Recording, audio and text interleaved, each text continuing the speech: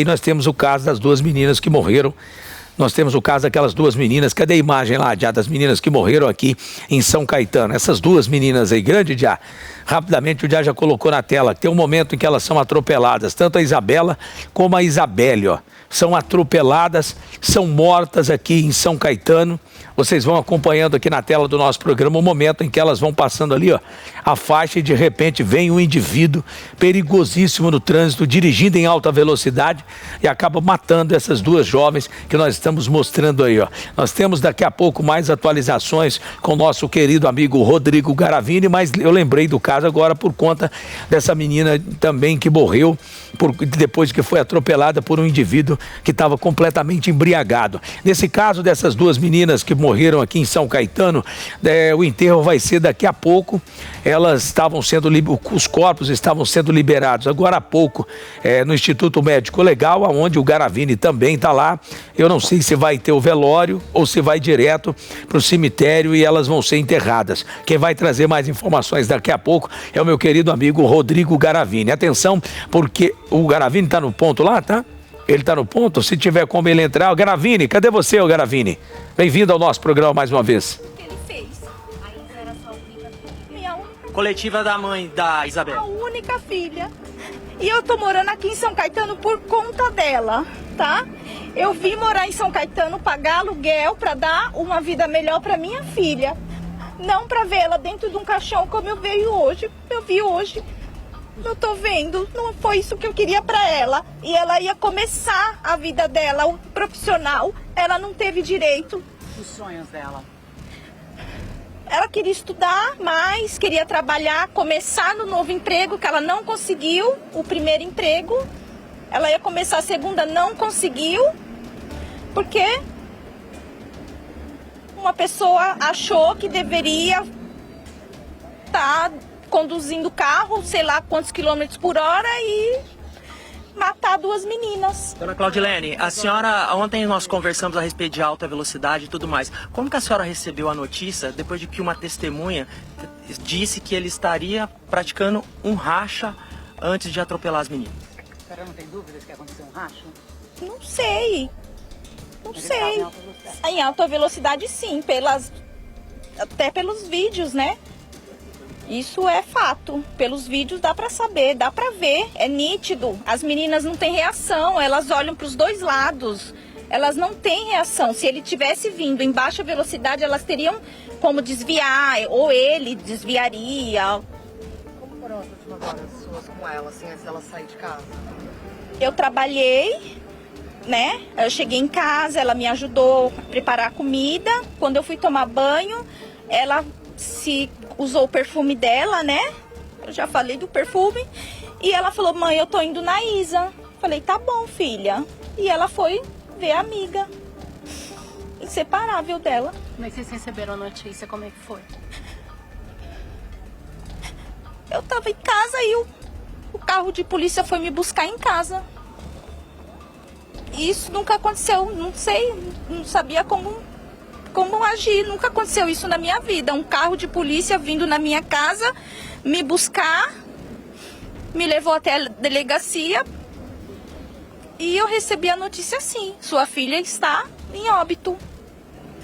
Seu Marcos, que é o pai da Isabela, pode dar uma palavrinha pra gente também, seu Marcos? Marcos de quê, por favor? Marcos Antônio dos Santos Chega um Reis. pouquinho pra frente, seu Marcos, por favor. Vamos organizar aqui, pessoal. Vamos organizar aqui. Ó. Cuidado. Isso. Eu sou Marcos Antônio dos Santos Regis, né, pai da Isabela, que veio a falecer nesse terrível acidente. Que claramente o condutor estava em altíssima velocidade numa via que é o limite é 60. Só porque é 60 não tem que andar 60, é o limite. E ele estava muito acima disso. E pelos vídeos, eu demorei muito para começar a querer ver os vídeos, porque eu estava muito abalado.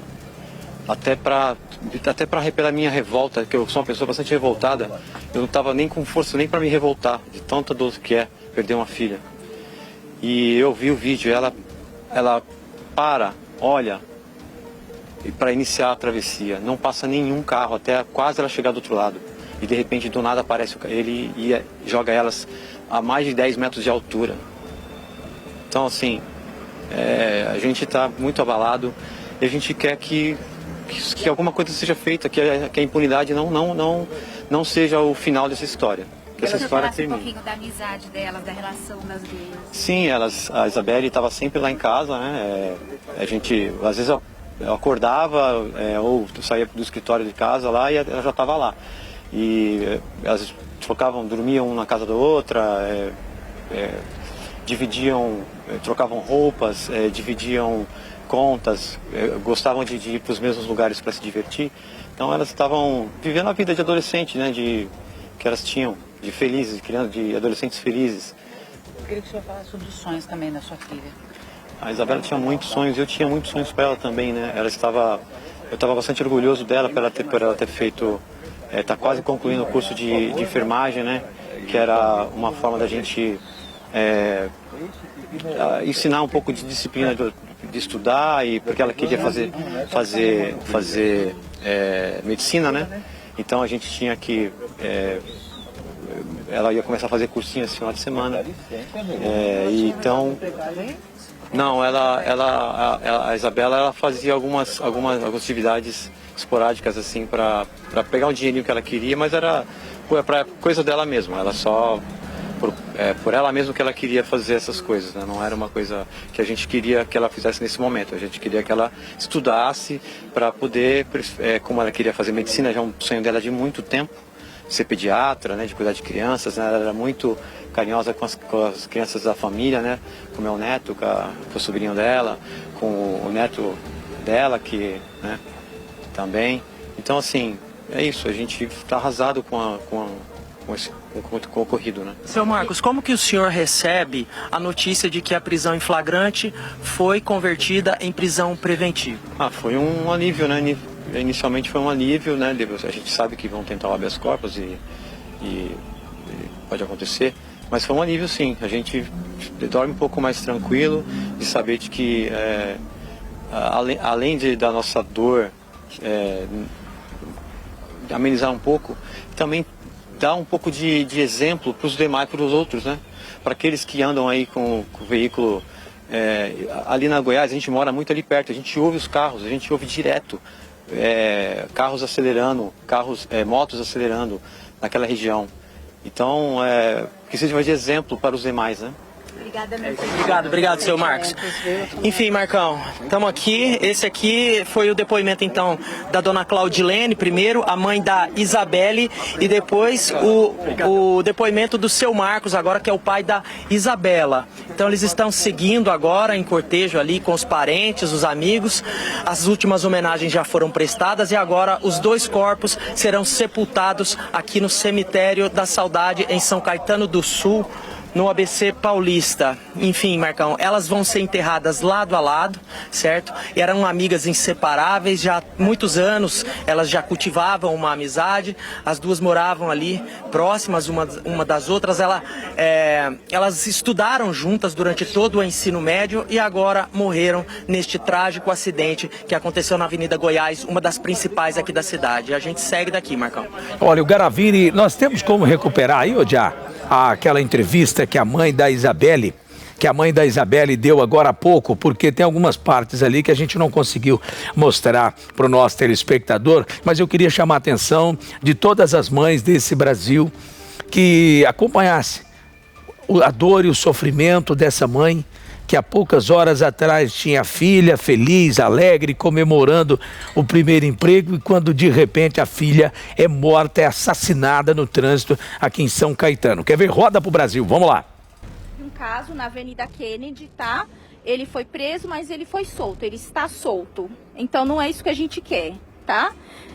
Ele destruiu 2 famílias, tá? Eu falo pela outra família, com certeza, 2 famílias foram destruídas. E o que a gente quer é justiça, que ele pague pelo que ele fez. A Isa era sua única filha? Minha única Coletiva da mãe da Isabela. A única filha. E eu tô morando aqui em São Caetano por conta dela, tá? Eu vim morar em São Caetano, pagar aluguel para dar uma vida melhor para minha filha. Não para ver ela dentro de um caixão como eu vi hoje.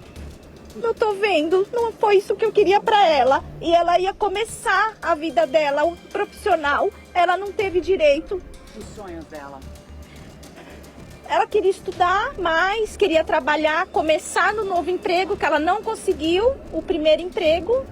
Ela ia começar a segunda, não conseguiu, porque uma pessoa achou que deveria estar conduzindo o carro, sei lá quantos quilômetros por hora e matar duas meninas. Dona Claudilene, a senhora, ontem nós conversamos a respeito de alta velocidade e tudo mais. Como que a senhora recebeu a notícia depois de que uma testemunha disse que ele estaria praticando um racha antes de atropelar as meninas? A senhora não tem dúvidas que aconteceu um racha? Não sei. Não sei. Em alta velocidade sim, até pelos vídeos, né? Isso é fato. Pelos vídeos dá pra saber, dá pra ver, é nítido. As meninas não têm reação, elas olham pros dois lados. Elas não têm reação. Se ele tivesse vindo em baixa velocidade, elas teriam como desviar, ou ele desviaria.